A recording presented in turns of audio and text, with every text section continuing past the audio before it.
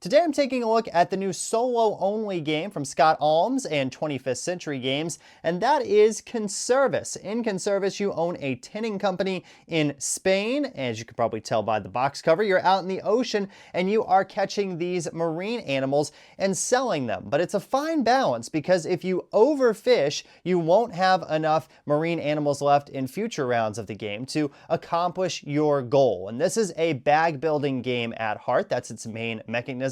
Also, this game was sent to me for review by 25th Century Games, so I want to thank them for doing that. First, let's go ahead and take a look at how this game plays, and then I'll share with you some of my likes and dislikes for Conservas.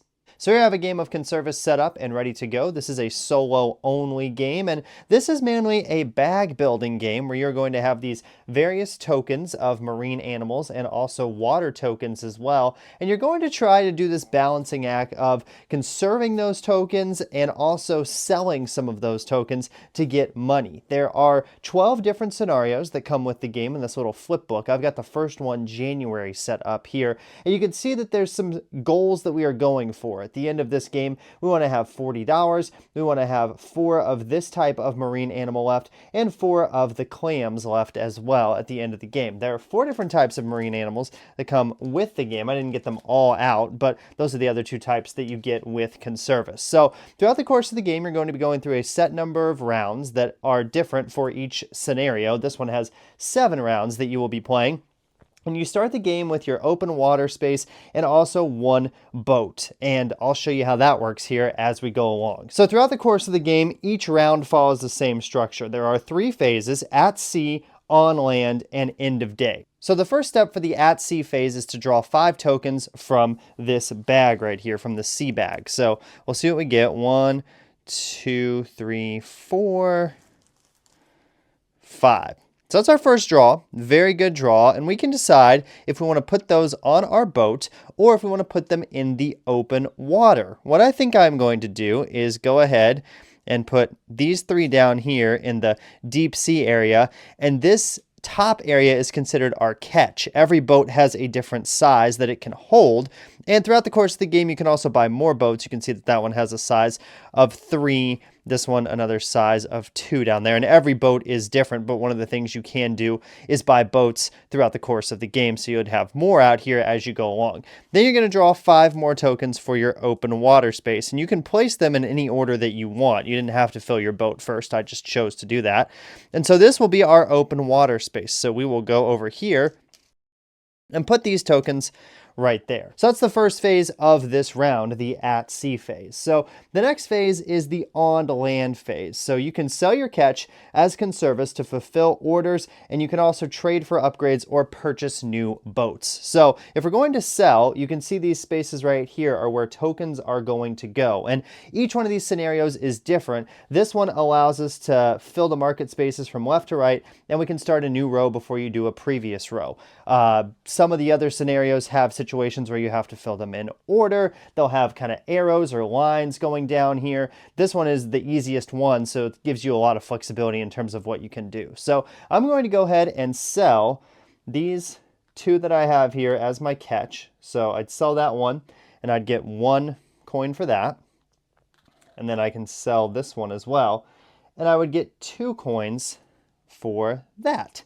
So now, if you want to, you could decide to buy a boat or to buy a upgrade as well. So if you get a boat, this is the cost associated with the boat, and this is the upkeep cost that you have to pay at the end of every round. So say if I wanted this boat, maybe I would get this one. This is a cost initially of 4, and so I would just put that right there, pay my 4 money, and now I have another boat, and I can get a bigger catch in the next round. The other thing you can do is acquire upgrades, and those are just going to be trading your marine animals in for those upgrades instead of selling them. So you can see this one here, up here in the corner, wants 2 of the same type of animal to trade in.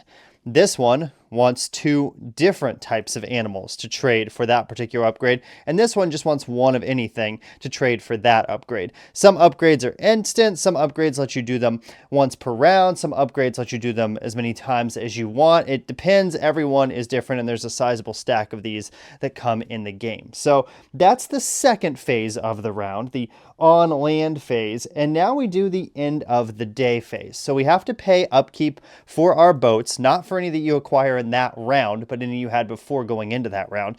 So we have to pay 1 coin for that particular boat for that upkeep, and then you're going to check and see if marine animals spawn, and if they do, you will add them into your draw bag. So first you will take all your water tokens, because those don't spawn, and you'll go ahead and put them back into the bag. And in terms of figuring out how the marine animals spawn, it's very easy. It's just the number that you have left in your open water and deep sea area for each type minus 1. So for the clams, we have 2 left, so we will spawn 1 clam. For these sardines here, we have 3 left, so we would spawn 2 sardines. And then you will just go ahead and put those into your bag. You'll move your tracker right here, the calendar marker, and then you'll start the next round, and you'll just continue to do that until the end of the game. And like I said in the beginning, how you figure out if you win is at the end, if you have, $40, 4 sardines and 4 clams left, then you win. Or you can do the difficult level, which is $60, 6 sardines and 6 clams left at the end of the game. I'll show you here some of the other ones real quick. If you don't want to see these, then just skip ahead in terms of spoilers, but I just want to show you some of the other scenarios that you do have available to you. You can see this one here, you've got to go, there's no restrictions, but sometimes you might want to sell, like if you can get 6 sardines sold, you get $35. And this one's goals are just to get money. You don't have to keep any fish at the end of the game. This one, you will subtract money as you go along. Some of these require you to have a certain number of boats or upgrades at the end of the game. This one, you have to go in this particular order to fill these spaces. So you can see these are all just a little bit different. And again, they get harder as the game goes on. So if you get down to like this space, this is kind of, you can do whatever you want, but obviously you've got to manage your animals and your marine animals here and what you have left at the end of the game. And you can see some of these, like you start with these sardines and these octopuses, or octopi. I'm not sure what the plural of octopus is, but at the end of the game, you only have to have these oysters left here. So you can sell all of these if you want and just kind of have these remaining at the end, and then have your boats and your upgrades there. So all of them are different. Again, there's 12 months in total, and they all come in this nice little flip book, and you just pick whichever one out that you want to play, the market book here. So that is an overview of Conservas. Now I'll go back and tell you some of my thoughts on what I liked and disliked about this game. So you've seen an overview of how Conservas plays. Now I'll share with you some of my likes and dislikes for this game. My first like for this game is that it's a solo-only game. And since I'm a solo-specific board gaming YouTube channel, I appreciate that. There's more and more of these games coming out that are made for one player. And if you are a solo player, which I'm assuming you are if you're watching this, that's really nice. There's no additional components that you have to set up for the solo mode. There's no additional rule set that you have to learn. There's no automa that you have to run throughout the course of the game. Everything that is, in this game is designed for one player from the ground up. So that makes it really easy to jump into, and the learning curve is really low, I find, for solo-only games when I'm going to play them, by myself anyway. I don't have to manage that additional rule set or get out those additional components or anything like that. So I really appreciate that about Conservas. Also, talking a little bit about the setup, it is very easy to set up, and it's a very quick setup, and it's an appropriate amount of setup for how long the game takes. This will take you probably anywhere from 3 to 5 minutes to set up per scenario, and then you're going to be playing for about 20 to 30 minutes on average for the gameplay session. So that's a really nice balance there. And I also like that this game is fairly quick too. If you want to play something on a weeknight, or if you're just kind of limited for time, you don't have time to, sit down for a 90-minute, 2-hour experience, you can get this game out and you can just play 1 month if you want, one scenario, or you can, knock off 3 or 4 in a row and play for an hour, hour and a half, and go through a bunch of different ones that come with the game. Another thing that I appreciate about this game is that it is a scenario-based game and not a campaign-based game. It could have very easily been a campaign-based game, but Scott Almes decided not to do that. And it's nice because you can just flip to whatever scenario you want to and just dive right in. Now, The scenarios do get harder. They recommend that you start with the first scenario in the book so you can understand how the game works. But if you find those early scenarios too easy, instead of having to play through all of them, you can just jump to something like August or September or October if you want to ramp up the difficulty. And also, if there's one that you really enjoy and had a lot of fun with, you can just go back and play that one over and over again instead of, when it's a campaign, you might only get that mission one time or that, area one time before you move on to the next thing. So that's one thing that I really appreciate about this game is the choice to make it scenario based and not campaign based. Also, I find the theme interesting as well. I feel like the mechanics of the game fit the theme pretty well. The whole bag building aspect of grabbing your bag, that feels like you're kind of going into the ocean and you're raising your nets up and you're seeing, what did I catch this time? And every time is not going to be a great catch, which is just like how it is if you're actually fishing or, doing this for a living, presumably. Sometimes you're going to get a lot of fish or a lot of clam or a lot of octopus, and that's going to be a great catch that particular day. And other times, you're going to just get a bunch of water and stuff that you don't want. So I like that aspect of the game. I feel like bag building was probably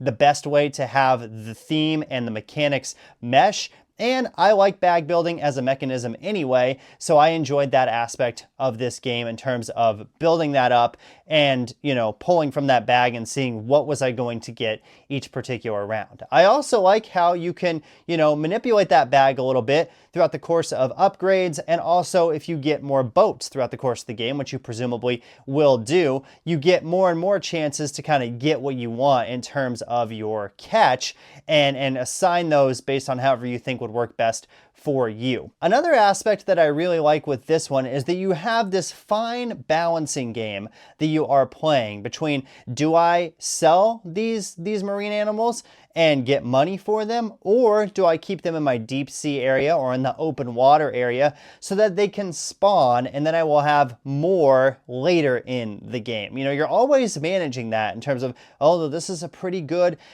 5 tokens that I've got right here. Should I go ahead and sell most of those, or should I try to keep most of those, and that way these items spawn for future games? And you have those future rounds, excuse me. And you also have that goal that you're trying to hit at the end of the game where you might need a specific number of a specific type of marine animal. So you're trying to manage that as well. And you're not allowed throughout the course of the game to look into the bag and, count how many of one particular animal you have. So you kind of just have to keep track of it in your brain. And also it's a little bit of a guessing game as well. You say, okay, I need 6 sardines at the end of the game. How many do I have in there? Do I have 4? Do I have 8? Can I afford to sell these 2 right now? Or do I need to put them in kind of the deep sea area so that I make sure they spawn? So I will definitely have enough at the end of the game. So that's kind of the core gameplay part of this game, is that you're constantly balancing that in terms of what you want to do in that particular aspect of the game. Also, another like that I have for this one is the art and the components are really, really nice and really well done. Everything really pops. Even this box cover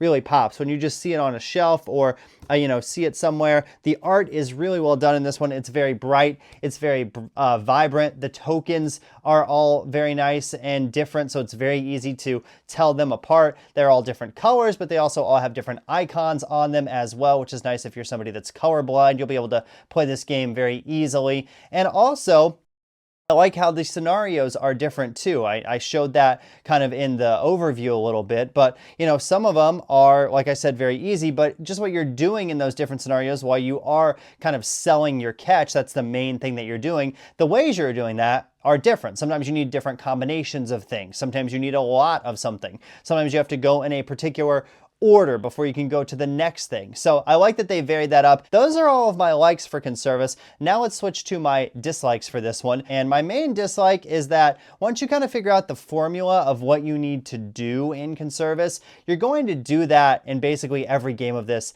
that you play. And so it starts to feel a little samey. I'm not going to reveal what that formula is or what the key to success is here in this video, because I think you probably want to discover it for yourself. But once you do, you're not going to find yourself delving too much from that path in the various games of this that you play. There's a strategy of, you know, something that you might do in the early rounds of the game and then something that you might do in the later rounds of the game. And once you find that and it kind of clicks, that's what you're going to stick with. Now, the scenarios do, you know, vary things up with kind of what you need to achieve at the end of the games and how many marine animals of certain types that you need.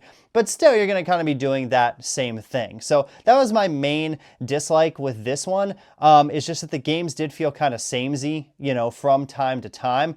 Now, a lot of games will feel samey. You know, you pull out a Euro game and you're kind of going to do the same thing in that game, but you have kind of different paths to victory in a game like that. And I'm not comparing Conservas to some big Euro, obviously, but other games that you play, you know, you say, I might take this strategy this game, or now this game I've got this kind of built up, so I'm going to go over here and do this. And Conservas, you're kind of like doing the same thing every time. So that was my main dislike with this one, is I just felt like there wasn't a ton of variety here, and it could, if you played this a bunch, get kind of monotonous. Now, that didn't happen for me, but I could see that happening if you were somebody that wanted to play this, you know, 50 or 60 times. I just don't feel like there's enough variety there to play this game that many times without feeling like you're just doing kind of the same thing over and over and over again.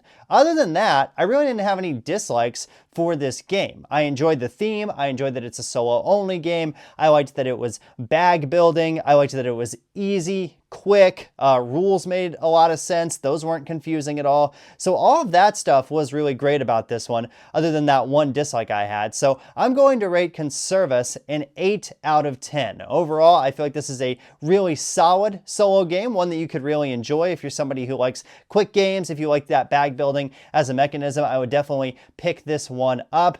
And I like that it's, you know, a game for one player, so that has to be appreciated as well. Thanks so much for watching this video. Be sure to like and subscribe if you enjoyed this one. Until next time, I'm Jared. You've been checking out Specifically Solo.